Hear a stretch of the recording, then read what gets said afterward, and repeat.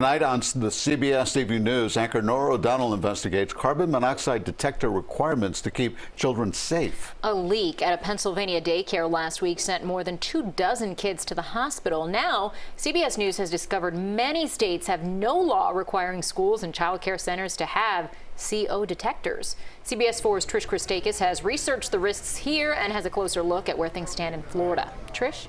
Hi, you guys. Yeah, here in Florida, the law is somewhat confusing, so let's break it down for you. Now, you do need a carbon monoxide alarm in a hospital, hospice facility, or a nursing home licensed by the Agency for Health Care Administration. But other buildings, including schools, only need the CO detector if the building has a device that carbon monoxide could come from and is built after 2008. Now, we did some checking on local regulations. Take a closer look at what this means for us. Now, Florida law states that every separate building or addition to an existing building other than the healthcare facilities mentioned, built on or after July 1st, 2008, must have a carbon monoxide detector. Now, if the building has things like a fireplace, fossil fuel burning heater, or an attached garage, if needed and installed, they must be within 10 feet of each room used for sleeping purposes. That would not apply to schools, but it could apply to daycares. Now, we did check with Miami-Dade and Broward schools. Miami-Dade tells us they do have carbon monoxide detectors in all school kitchens. Broward schools tells us the district does not